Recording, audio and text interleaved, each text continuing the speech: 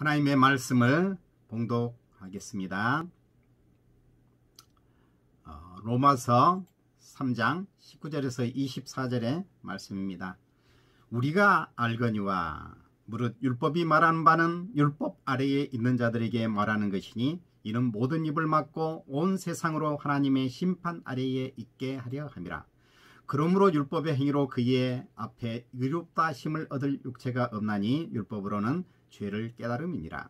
이제는 율법 외에 하나님의 한 의가 나타났으니 율법과 선지자들에게 증거를 받은 것이라.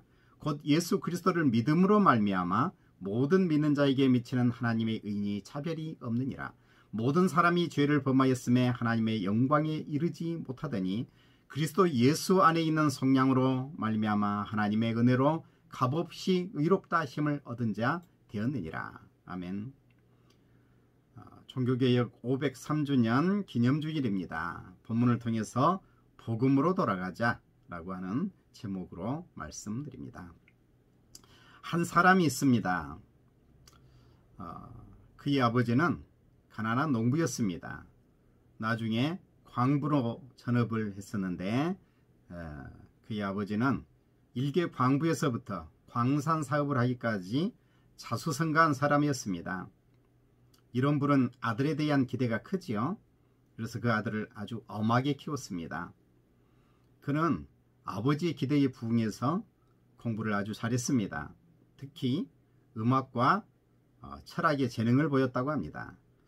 그러나 그에게는 남들이 알지 못하는 우울증과 신경불안증이 있었습니다. 그의 아버지는 그를 법관이 되기를 원했습니다. 그래서 그는 아버지의 뜻대로 명문대학교 법학과에 들어갔습니다. 그러나 그의 인생을 송두리째 바꿔놓는 일이 생겼습니다. 친구와 함께 길을 가고 있었는데 갑자기 비가 내렸어요. 그래서 비를 피하다가 나무 아래로 들어갔었는데 그만 친구가 벼락에 맞아 죽어버린 것입니다. 그래서 그는 그때로부터 큰 두려움을 가지고 수도사가 되기로 맹세하고 수도원에 들어갔습니다. 아버지는 그에게서 큰 배신감을 느꼈지만 그는 어쩔 수 없었겠지요. 왜냐하면 이것이 그에게 있어서는 죽고 사는 문제였기 때문입니다. 그는 수도원에 들어가서 3년 후에 신부가 되었고 또 비텐베르크 대학 교수가 되려는 생각을 가지고 있었습니다. 그러다가 꿈에도 그리는 로마를 방문하게 되었습니다. 그의 로마 방문은 그를 변화시키는 또 하나의 계기가 되었습니다. 6개월 정도의 이 여행을 통해서 그는 교회가 얼마나 타락했는지를 깨닫게 되었기 때문에 그렇습니다. 로마에 돌아온 그는 비텐베르크 대학에서 시편 또 로마서, 갈라디아서 등 성경을 연구하면서 이 연구한 바를 학생들에게 가르쳤습니다. 이 일로부터 그는 이제 말씀을 깨닫고 종교개혁의 기치를 들게 된 것이지요. 그가 누구겠습니까? 곧 마르틴 루터입니다. 지금으로부터 503년 전 1517년 10월 31일 그는 로마 카톨릭을 향한 95개조 반박문을 독일의 비텐베르크 대학 정문에 붙였습니다. 이 루터를 보면 우리와 다를 바 없는 사람이라는 것을 알 수가 있습니다. 평범한 사람이었지요. 기독교 가정, 기독교 사회 환경 속에 있었지만 복음을 제대로 알지 못한 사람이었고 또 현대인들이 앓고 있었던 우울증과 신경불안증과 같은 그런 질병을 앓고 있는 사람이었습니다. 그리고 기독교인으로서 바른 신앙이 아니라 업적과 공로주의 신앙에 사로잡혀 있었던 사람입니다. 그런 그가 종교개혁자의 대명사가 되었습니다. 오늘날도 각 개인에게는 감추고 싶은 역사가 있겠지요. 소위 흑역사가 있을 수 있습니다. 그러나 그것이 그를 부르는 하나님의 소명이 될 수 있음도 우리가 알아야만 하겠습니다. 루터가 로마에 가서 보았던 것은 무엇이었을까요? 당시 그리스도인들은 누구나 로마에 한번 방문하기를 원하고 있었습니다. 그만큼 이 로마를 신성하게 생각하고 있었습니다. 구약 이스라엘에게 있어서 예루살렘이 그들의 신앙 중심지였던 것처럼 중세 그리스도인들에게 있어서는 로마가 그들의 신앙의 중심지였습니다. 로마에 있는 아름다운 성당과 사제들에 대한 막연한 신비감이 그들에게는 있었던 것이죠. 그러나 루터가 로마에 가서 본 것은 그것이 아니었습니다. 교회의 사제들은 돈을 착복하여서 부자가 되었고 그와 함께 수도원도 돈과 권력을 함께 쥐고 있었습니다. 일반 사람들은 가난한 중에도 많은 재산을 착취당했고 세금을 내야 했고 항의도 하지 못했습니다. 그리고 교회에서는 돈을 주고 성직을 사고 파는 그런 일들이 허다했습니다. 심지어 글도 읽지 못하는 사람들이 성직자가 되어서 하나님의 말씀을 전하는 것이 아니라 이방 종교의 주수를 행하는 것이었습니다. 자, 이 루터 개인에게 있어서는 어떤 큰 문제가 있었지요. 그것은 바로 신앙생활을 하면 할수록 죄의식이 더욱 강해지고 불안하고 두렵고 무서운 것이었습니다. 그는 하나님을 생각할 때 죄를 벌하시는 무서운 하나님으로 인식했습니다. 그 무서운 하나님을 어떻게 사랑할 수 있을까? 그것이 숙제였던 것이죠. 로마에는 기독교를 공인한 콘스탄틴 황제의 어머니 헬레나가 예루살렘에서 가져왔다고 하는 계단이 있습니다. 지금도 있죠. 예수님이 십자가를 지고 올랐다는 계단입니다. 당시의 풍습대로 이 루터는 이 계단을 무릎으로 오르내렸습니다. 수도 없이 무릎이 까지도록 오르내렸지만 죄사함의 확신을 얻지 못했다고 합니다. 그는 실망한 마음으로 이 독일로 돌아왔습니다. 그리고 대학에서 학생들에게 이 성경을 가르치던 중에 특별히 로마서를 통해서 이 복음을 깨달을 수가 있었지요. 진정한 은혜의 복음을 그는 알고 전하게 되었던 것입니다. 그의 가슴을 울렸던 말씀은 다른 말씀이 아니라 로마서 1장 17절의 말씀이죠. 복음에는 하나님의 의가 나타나서 믿음으로 믿음에 이르게 하나니 기록된 바 오직 의인은 믿음으로 말미암아 살리라 함과 같으니라. 이 말씀으로 그는 변화되었고 이 한 사람의 변화가 교회를 바꾸었고 세상을 바꿨습니다. 루터는 무엇을 고민했을까요? 대부분의 사람들은 이 루터의 고민을 이해하지 못할 뿐더러 오히려 비웃습니다. 그런데 그런 사람들이 교회의 주류를 형성하고 있다는 것을 우리가 알아야 돼요. 자, 초대 교회는 시작될 때부터 박해를 받았습니다. 이 박해를 받던 교회는 약 300년이 흘러서 AD 313년 콘스탄틴 대제의 칙령으로 지상으로 올라왔습니다. 기독교가 공인된 것이지요. 이때로부터 교회는 급격히 타락하게 됩니다. 천사를 숭배하고 성인, 좀 거룩한 사람이라고 하는 교회의 역사 가운데 어떤 업적을 세운 성인을 숭배하고 또 성상, 어떤 상을 만들어 놓고 숭배한다거나 또 마리아, 예수님의 어머니를 마리아를 숭배하거나 이런 일들이 있었습니다. 또 얼마 흘러 이 7세기 교황 니콜라스라고 하는 사람은 이스도르 문서라고 하는 가짜 문서를 가지고 교황이야말로 최고의 재판자고 또 사제는 특별 계급이라고 해서 세상법의 재판을 받지 않도록 했습니다. 그리고 이 교회는 그로부터 부와 권력을 손에 쥐게 되어진 것입니다. 일반 어떤 황제보다도 가장 높은 지위에 오르게 된 것이지요. 10세기 때에는 교황들이 데오도라라고 하는 부자 과부의 손에 놀아나가지고 교황을 암살하고 또 세우고 하는 그런 일들이 반복되기도 했습니다. 그리고 AD 1000년을 앞두고는 종말론이 판을 쳤습니다. 우리에게도 2000년 앞두고 이런 종말론이 한참 떠들썩했던 것을 우리가 분명히 보았었지요. 언제나 이 세기 말에는 이런 일들이 많이 벌어집니다. 11세기가 되면서 교황직을 매매하는 일들이 일어나고 1215년에는 성찬에 화채설 교리가 세워졌습니다. 화채설이라고 하는 것은 성찬식을 할 때에 빵과 포도주를 나누는데 이것이 예수님의 실제의 살과 피로 변한다는 교리입니다. 그런데 이 교리를 로마 가톨릭에서는 아직도 버리지 않고 있죠. 천주교에서 지금 그렇게 생각하고 있는 겁니다.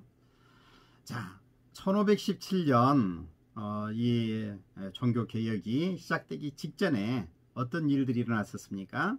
베드로 성당을 짓기 위해서 면죄부까지 판매하는 일들이 일어났습니다.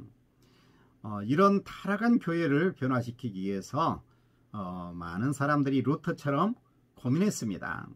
지난주에 말씀을 드렸던 존 위클리프와 같은 사람, 얀 후스, 사보나놀라 이런 사람들이 있었죠. 이들을 이제 종교개혁전 개혁자들이라 이렇게 얘기하고 루터, 찌빙글리, 멜랑턴, 마틴 부처, 칼빈 이와 같은 사람들을 이제 종교개혁자라고 이야기합니다.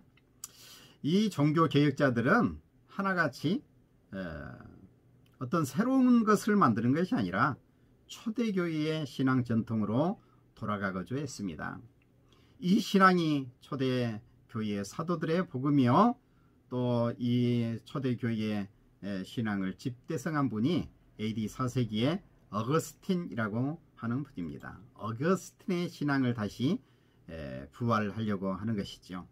자, 종교개혁이라고 하면 루터가 떠오릅니다. 그러나 중세 천년의 역사 속에서도 참된 믿음을 지켜오는 이들이 없었던 것이 아니라 많이 있었다는 것이죠. 기독교 2000년의 역사가 부와 권력을 가진 자들에 의해서 이어져 온 것이 아닌 거죠.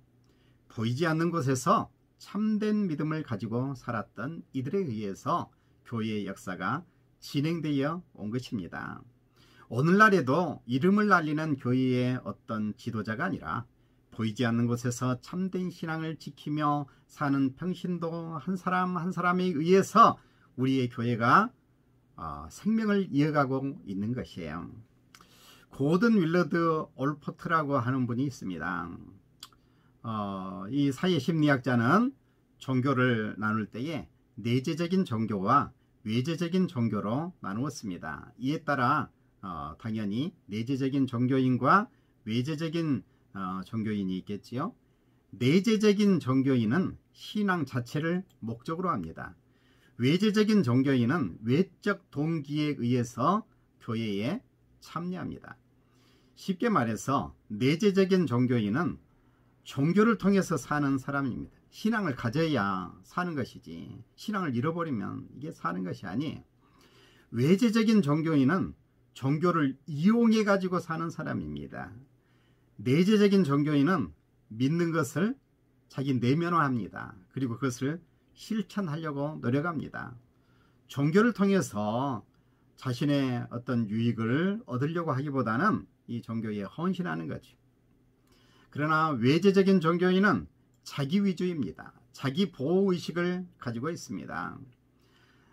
내외 집단을 엄격히 구분해 가지고 자기의 집단 안에서만 친교와 혜택, 복을 제공하려고 합니다. 종교를 자신의 목적을 위해서 이용합니다. 종교가 기회를 제공하기 때문에 종교가 유용하다. 종교 하나쯤은 가지고 있어야 된다. 이런 말을 합니다. 그리고 자기 욕구를 충족시키기 위해서 신조를 선택적으로 변형하기도 합니다. 신앙 고백을 바꾼다는 것이에요. 자, 이것을 보면 이것은 우리 종교안, 우리 기독교 신앙 안에만 있는 것이 아니고 어느 집단에도 다 있다 하는 것을 우리가 알 수 있습니다. 정치인도 그렇고 또 경제인도 그렇고 다 그렇습니다. 요즘에 보면 우리나라 검찰이 그렇다 하는 생각이 듭니다. 자, 그런 이야기 할 시간은 아니고요. 루터는 무엇으로 죄 사함의 은총을 받고 변화되었을까요? 그 개인의 변화가 어떻게 교회를 또 변화시켰을까요? 그리고 세상의 역사를 어떻게 바꾸어 왔을까요?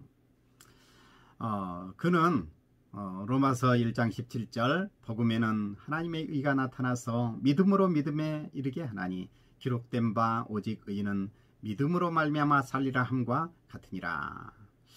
이 말씀을 가지고 변화되었다고 했지요. 이 말씀의 의미를 알기 전까지는 무언가를 많이 해야만 하는 강박관념을 가지고 있었습니다. 그래서 수없는 기도와 고행으로 몸이 수척하고 그리고 신경쇠약에 걸릴 정도였습니다.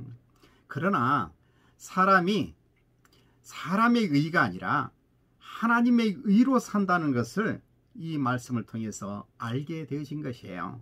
자, 오늘 본문 말씀 그대로 읽어가면 됩니다. 19절 보면 우리가 알거니와 무릇 율법이 말하는 바는 율법 아래에 있는 자들에게 말하는 것이니 이는 모든 입을 막고 온 세상으로 하나님의 심판 아래에 있게 하려 함이라.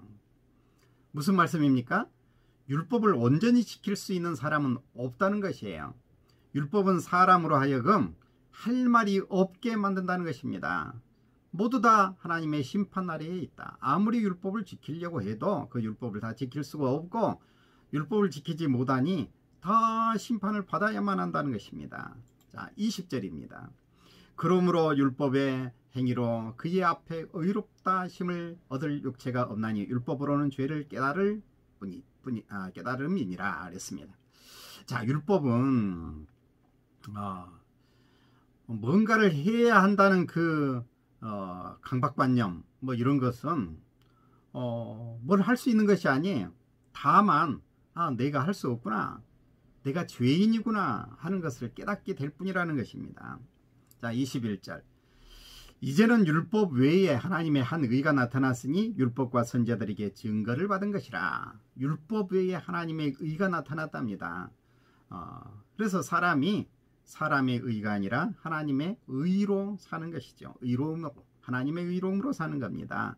그런데 이것이 율법과 선지자들에게 증거를 받았다라고 말씀하고 있습니다. 율법과 선지자는 구약 성경을 통칭해서 하는 말이에요. 율법은 모세오경, 선지자는 선지자들의 말씀, 이 모세오경 외에 모든 성경을 구약 성경을 가리켜 선지자라고 합니다. 자, 22절을 봅니다. 22절을 보면 곧 예수 그리스도를 믿음으로 말미암아 모든 믿는 자에게 미치는 하나님의 의인이 차별이 없느니라. 무슨 말씀입니까? 이는 다름 아닌 예수님을 믿는 것이 구원 얻는 길이라고 하는 거예요. 예수님을 믿으면 그 믿는 모든 이들에게 남녀노소 흑인종, 백인종, 황인종을 막론하고 하나님의 의로움이 임한다는 것이에요. 그 의로움으로 사람이 살게 된다는 말씀입니다. 23절 보면 모든 사람이 죄를 범하였으며 하나님의 영광에 이르지 못하더니. 모든 사람은 죄인입니다. 그래서 영광스러운 하나님과 함께 할 수가 없어요. 그런데 24절 그리스도 예수 안에 있는 성량으로 말미암아 하나님의 은혜로 값없이 의롭다 하심을 얻은 자 되었느니라. 속량이라고 하는 것은 죄값을 치른다 하는 것이에요. 자, 하나님은 재판장으로 표현이 됩니다. 의로우신 재판장이라서 죄인은 벌해야 되고 의로운 이들에게는 상을 주시는 분, 이분이 하나님이십니다. 그러니 모든 사람이 죄를 지었어요. 그래서 그 죄값을 치러야만 합니다. 그 죄값은 사망이에요. 달리 방법이 없습니다. 그러니 모든 사람은 다 죽음 아래 놓여 있는 것이지요.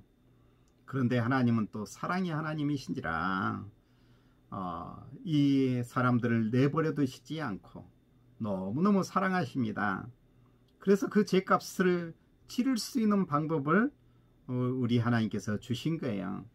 그것은 바로 하나님의 아들 예수 그리스도를 이 땅에 보내주시고 예수 그리스도가 모든 사람들의 죄를 다 담당하도록 하신 것입니다. 이것을 가리켜서 대속이라고 해요. 대신 죄를 해결했다라고 하는 말씀입니다. 예수님이 대신 죄값을 치른 것이에요. 죄값을 치른 것. 그래서 예수님을 믿으면 죄값을 치른 죄인이 되는 것이에요. 예수님을 믿는다고 해서 갑자기 무슨 천사가 되거나 또 의로운 사람이 되거나 이렇게 되지는 않습니다. 그것은 구원파 이단에서 하는 이야기인 것이고 예수님을 믿으면 하나님께서 죄인인데도 불구하고 의롭다라고 인정을 해 주시는 거예요. 이것이 로마서에 계속 말씀하고 있는 의롭다 여김을 받은 자 되었느니라 하는 말씀이에요. 의롭다 여김을 받는 것이라고 표현합니다. 이것을 칭의라고 간단한 단어로 말하기도 합니다. 우리의 신앙은 자연 종교와는 완전히 달라요. 고든 윌러드 올포드라고 하는 분이 말씀을 한 바와 같이 우리의 참된 신앙은 외재적인 신앙이 아니라 내재적인 신앙입니다. 겉에 보이는 것으로 판단할 수가 없어요. 믿는 사람은 당연히 하나님 앞에 서야만 합니다. 어떤 업적과 공로로도 그 사람의 속에 있는 신앙을 판단할 수가 없어요. 루터가 회심하기 이전에 로마 교회에 대한 환상을 가졌던 것처럼 우리도 한때는 교회에 대한 환상을 가졌습니다. 처음 예수 믿을 때에 교회 안에는 천사만 있는 줄로 알았어요. 그런데 이상한 사람들도 참 많이 있습니다. 물론 그들이 와서 회개해야만 하겠지요. 변화되어서 참된 믿음의 사람들이 돼야만 하겠지요. 자, 그런데 오늘날 보니까 참 교회가 무너져 내리고 있습니다. 그것은 큰 교회로부터 시작되는 것을 알 수가 있습니다. 참된 믿음으로 큰 교회, 대형 교회를 이루었다는 훌륭한 목사님들이 보니까 별것 아니었구나 하는 것을 우리가 알 수 있습니다. 그 목회자들의 비리가 드러나고 있어요. 그리고 참된 신앙인이라고 입에 오르내렸던 그런 사람들의 민낯이 막 드러나는 것입니다. 그동안 우리는 외재적인 것으로 판단해왔던 것은 아닌가, 우리의 신앙을 그렇게 판단했던 것은 아닌가 하는 생각이 듭니다. 루터는 로마에서 돌아와서 학생들을 가르치면서 이 로마서 말씀으로 변화되고 자신이 변화되고 그리고 종교개혁이라고 하는 큰 역사를 이루었습니다. 이 루터와 동시대를 산 토마스 민초라고 하는 사람이 있어요. 그는 급진적인 종교개혁자였습니다. 로마 카톨릭 아래서 뭔가 사회구조가 잘못되었구나 하는 것을 알고 힘으로 세상을 바꾸려고 했습니다. 농민전쟁을 일으켜가지고 종교개혁을 이루려고 했었습니다. 그러나 그는 실패하고 말았지요. 자, 진정한 개혁은 다른 데서부터 오는 것이 아닙니다. 자기 자신으로부터 개혁해야만 하는 것이죠. 사람이 사는 것은 자신의 의가 아니라 하나님의 의로움으로 가능합니다. 하나님의 의로움을 받아들일 수 있는 것은 다른 것이 아니라 바로 믿음이에요. 우리의 신앙입니다. 예수 그리스도께서 우리에게 죽으시고 우리에게 부활하셔서 예수 그리스도를 믿음으로 인해서 우리는 이 의롭다 하심을 얻는다고 하는 이 놀라운 진리, 바로 이겁니다. 이것 외에 없습니다. 어떤 공로주의, 어떤 업적 이런 거 자랑할 것이 없어요. 자, 종교개혁의 5대 슬로건이 있죠. 자, 그것은 라틴어인데 솔라 스크립투라, 오직 성경이라는 말씀입니다. 그리고 솔라 그라티아, 오직 은혜, 솔라 피데, 오직 믿음, 솔루스 크리스투스, 오직 예수, 솔리 데오 글로리아, 오직 하나님께 영광, 이렇습니다. 5가지인데 왜 오직이라고 하는 말을 붙였을까요? 이 5은 다른 것이 아니라 같은 의미이기 때문에 그렇습니다. 우리의 신앙은 다른 종교와 완전히 달라요. 다른 종교는 뭐 공로를 쌓아야 돼요. 공든탑이 무너지랴 그러면서 공로를 쌓고 업적을 세우고 막 이렇습니다. 그러나 그게 아니에요. 우리의 신앙은 하나님의 은혜를 받아 드리는 겁니다.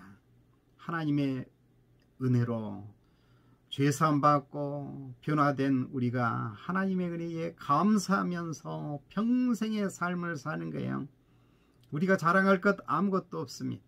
우리는 감사하면서 하나님의 은혜에 감사하면서 우리의 신앙의 삶을 성실하게 살아가는 거예요. 우리의 신앙, 우리의 교회 개혁은 바로 이로부터 시작됩니다. 참된 믿음의 회복이, 이 믿음으로 돌아가서 내 자신도 변화되어지고 또 이 교회도 변화시켜서 온 세상을 변화시키는 사람들, 그리고 하나님 앞에 나아가서 우리가 이렇게 살아왔습니다 라고 고백할 수 있는 모든 성도들 될 수 있기를 바랍니다. 기도하겠습니다. 사랑 많으신 우리 하나님 아버지, 감사합니다. 우리에게 은혜를 주시니 감사합니다. 우리를 구원해 주시니 참으로 감사합니다. 오늘도 은혜의 말씀을 우리에게 허락하여 주시니 감사합니다. 우리가 사는 것은 우리의 의로움이나 공로에 있지 아니함을 믿습니다. 오직 우리 주 예수 그리스도의 십자가의 보혈로 우리에게 이 은혜가 임했음을 분명히 믿습니다. 예수님을 믿습니다. 날 위해 죽고 부활하신 예수님을 믿습니다. 우리의 한국교회가 오늘날 심히 어두워졌습니다. 어려운 상황 속에 있습니다. 주님, 이것은 우리가 은혜의 신앙을 잃었기 때문인 줄로 압니다. 이제는 회개하오니, 이제는 돌이켜 살기를 원하오니 우리와 함께해 주옵소서. 우리에게 복을 내려 주옵소서. 이 은혜의 신앙을 회복할 수 있게 하여 주옵소서.